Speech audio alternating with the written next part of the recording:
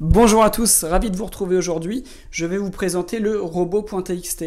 Je vais vous dire à quoi il sert et comment s'en servir. Dans un premier temps, il faut savoir que le robot.txt est un élément du référencement naturel recommandé par Google. Il est donc indispensable pour votre business ou votre site vitrine d'avoir un robot.txt optimisé pour votre référencement naturel. Que vous ayez un site e-commerce, un site vitrine et un site institutionnel, il vous faut un robot.txt optimisé. Allez, je vous le présente, c'est parti.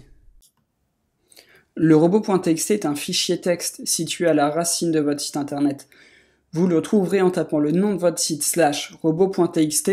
Je vais vous montrer un exemple tout de suite avec mon site. Donc moi c'est baptiste-vason.com /robot.txt. Voilà. Et donc là, on le retrouve sous cette forme-là. Donc comme je vous le disais, c'est un format texte. Vous pouvez également le retrouver sur un logiciel FTP, enfin plutôt via un logiciel FTP, comme FileZilla par exemple. Voilà. Donc là, vous voyez, donc là on se retrouve à la racine de mon site internet. On a l'adresse ici, enfin ça c'est pas l'adresse, mais c'est le dossier du site internet. Et le robot.txt est juste ici. Et donc là, moi, j'ai juste à faire un clic droit. Voilà. Afficher, éditer. Et je retrouve mon robot.txt. Donc si je veux le modifier, je peux le faire directement à cet endroit-là en ajoutant ou en enlevant des éléments ici. Et donc une fois que vous avez utilisé FileZilla et que vous avez terminé votre utilisation, vous faites fermer. Et là je l'ai pas modifié, donc il va pas me proposer donc de le sauvegarder, mais sinon il vous proposera automatiquement de sauvegarder vos modifications. Un autre élément important au niveau de la faisabilité, vous pouvez également enregistrer votre robot.txt depuis votre navigateur web de façon très simple. Quand vous êtes sur votre page robot.txt, vous faites Fichier, enregistrer la page sous, voilà, robot et surtout au format texte. Et donc là, vous aurez récupéré directement votre robot.txt. Quelles sont les significations des mots utilisés dans le robot.txt? Donc là, on peut voir user agent, dis-hello et le sitemap. Moi, je choisis de ne pas mettre le terme hello dans mon sitemap puisque j'en ai pas d'intérêt. On va voir ça un petit peu plus tard. Donc le terme user agent ici signifie que là où les instructions qui suivent s'appliquent pour tous les robots. Si jamais je souhaitais autoriser uniquement l'accès au robot.txt à Google, à côté de l'étoile, il aurait fallu que je rajoute le terme Googlebot. Le terme hello signifie donc suivre, ça demande au moteur de recherche de suivre une URL. Dis-hello signifie donc ne pas suivre. Donc moi sur cet exemple, j'ai choisi de demander au moteur de recherche de ne pas aller voir wp-admin, wp-login, wp-register et catégorie. J'ai ajouté également dièse sitemap et l'adresse de mon sitemap. Comme ça vous donne un exemple. Le dièse signifie que c'est un commentaire. Donc ça ne sera pas suivi par les moteurs de recherche, mais c'est pour nous, pour que ce soit plus propre, pour que ce soit visible. On continue donc la présentation du robot.txt avec que mettre dans le robot.txt. Alors pour la partie dis-hello, les éléments ou les informations confidentielles de type cahier des charges, documentation, données clients, etc. Vous pouvez également mettre en dis-hello les éléments dupliqués de votre site internet. Ça vous évitera d'avoir du duplicate content. Je pense notamment aux sites qui ont à la fois du PDF et du contenu réutilisé sur plusieurs pages. Ça vous donne une astuce, ça vous permet d'avoir moins de contenu ou pas de contenu dupliqué, puisque rappelons-le, le contenu dupliqué est pénalisant pour votre référencement naturel. Pour la rubrique Hello, donc le terme Hello n'est pas standard pour le référencement naturel et pour le robot.txt. Malgré tout, il est pris en compte par Google. C'est-à-dire que Google va prendre cette information et va l'utiliser pour suivre les liens ou les rubriques que vous mettrez dans votre robot.txt. Personnellement, moi je l'utilise pas, mais je vous laisse faire votre choix au cas par cas puisque chaque cas est unique. Il peut arriver d'en avoir besoin pour certains cas, donc là-dessus, je vous laisse avoir votre libre arbitre. Je vais vous présenter maintenant l'outil de Google qui va vous permettre de tester le robot.txt et d'avoir davantage d'informations sur celui-ci. Bien sûr, des informations transmises par Google. Donc si vous n'avez pas l'accès à votre Google Search Console, je vous invite à vous créer un accès à la Search Console et à l'intégrer pour votre site internet. Ça va vous permettre d'avoir des données statistiques indispensables pour votre référencement naturel.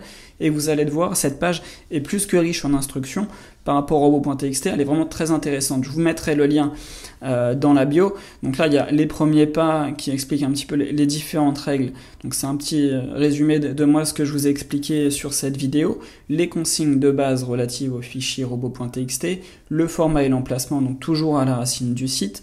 Il y a plus de détails bien sûr. La syntaxe, donc le robot.txt doit toujours être en texte, je le répète. C'est très important. Autre fichier exemple. Donc là, il vous montre d'autres exemples avec différents répertoires. La syntaxe pour compléter un fichier robot.txt.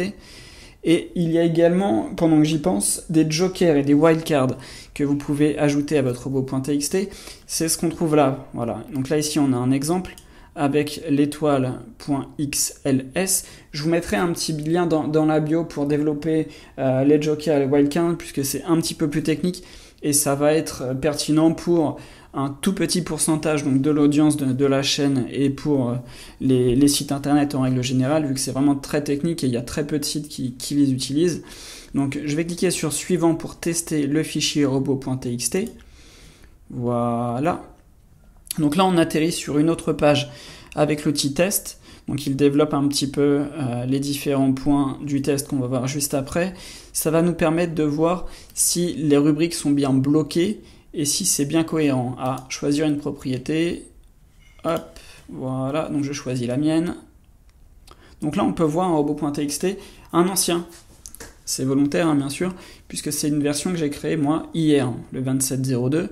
Donc là vous voyez, j'ai fait une petite coquille à l'intérieur du robot.txt, on va l'envoyer, on va voir ce qu'il nous dit.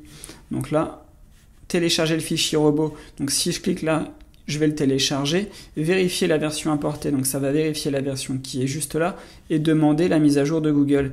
Donc demander à Google de revoir le robot.txt pour qu'il le change et qu'il l'actualise. Donc là, j'ai fait consulter et vous voyez, c'est pas la même version du robot.txt.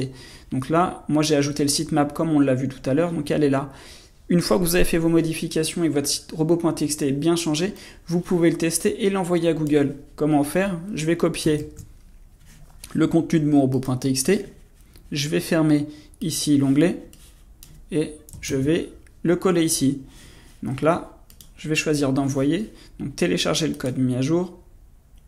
Voilà, et donc là, il me télécharge le bon robot.txt, vérifier la version importée. Donc là, on retourne sur ce qu'on avait juste avant et demander la mise à jour de Google. Donc moi, je vais demander à Google de me mettre à jour mon robot.txt. Voilà. Donc là, il me met un petit message. Envoi effectué, actualiser la page de l'outil de test dans 1 minute pour confirmer l'horodatage. On va pas patienter 1 minute. Je vais l'actualiser pour voir si ça fonctionne, mais sinon, c'est pas grave. Vous pourrez faire le test.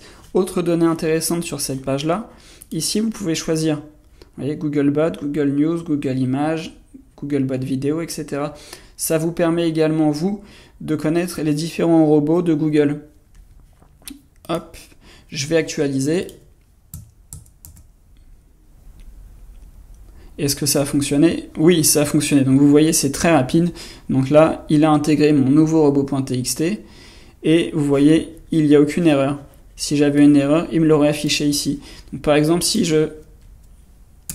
j'enlève un terme, vous voyez, j'ai enlevé une lettre, et là, tout de suite, j'ai un avertissement. Accepté, mais il devrait être d'isolo. Donc, il nous corrige même les fautes d'orthographe ou d'autres fautes de syntaxe. Par exemple, ici, je vais enlever le sitemap de points, et vous allez voir, il va me mettre une erreur. Voilà. Et donc, si je vais dessus, syntaxe non comprise. Pourquoi? Parce qu'on ne lui a pas dit à quoi signifiait la ligne. Donc là, il faut rajouter sitemap de points et l'erreur s'en va. C'est très pratique pour les débutants et également pour les non-débutants puisque ça permet de ne pas faire d'erreur. Des fois quand on va trop vite on se trompe et forcément c'est humain. Donc Google nous accompagne, cet outil est très bien fait et ça va vous permettre de pouvoir faire des tests en live et de ne pas perdre de temps à le faire sur un éditeur de texte ou quelque chose comme ça. Donc j'ai fait le tour de l'outil test du robot.txt. Je vais vous mettre également des liens utiles par rapport au robot.txt avec du détail et des éléments un peu plus techniques pour les plus. Ce qu'il faut retenir dans cette vidéo pour résumer, le robot.txt sert à dire aux robots des moteurs de recherche de ne pas indexer certaines pages ou certaines rubriques de votre site internet. Le robot.txt se trouve toujours à la racine de votre site internet, il est en fichier texte. Je vais vous donner quelques informations supplémentaires. Google télécharge en moyenne le robot.txt une fois par 24 heures. Donc autant vous dire que c'est assez rapide, il revient régulièrement sur votre robot.txt, ce chiffre est une moyenne. Si vous souhaitez donc bloquer une URL, il est plus prudent de l'inclure directement dans votre robot.txt 24 heures avant la mise en ligne de celle-ci pour que ce soit pris en compte. Ça vous évitera des mauvaises surprises. Dernier petit conseil, vérifiez bien toujours les rubriques ou les URL que vous bloquez, parce que ça peut vraiment vous pénaliser pour votre référencement naturel. Donc en cas de doute, laissez plutôt ouvert que fermer le répertoire, sinon ça pourrait totalement vous désindexer votre site internet. Je parle en connaissance de cause, puisque ça m'est arrivé pour un de mes clients. Le client a modifié son robot.txt tout seul sans me prévenir. J'ai mis quelques jours à m'en apercevoir et les chiffres ont totalement dégringolé. J'ai fait le tour du site avant de trouver la solution et ça peut vraiment être catastrophique. Donc vérifiez toujours, prenez des précautions et après actualisez votre robot.txt. Merci d'avoir regardé cette vidéo. Si jamais ça t'a plu, je te laisse mettre un petit pouce bleu juste en dessous. Moi de mon côté, je vais travailler sur d'autres vidéos pour vous présenter un maximum d'éléments pour optimiser votre référencement naturel. Si vous avez des suggestions ou des envies de vidéos ou de thématiques, n'hésite pas à le mettre en commentaire. Moi, je suis là pour vous accompagner, pour vous aider et surtout pour partager un savoir-faire sur le référencement naturel. Allez, je vous dis à bientôt et n'oubliez pas, anticipez votre réussite.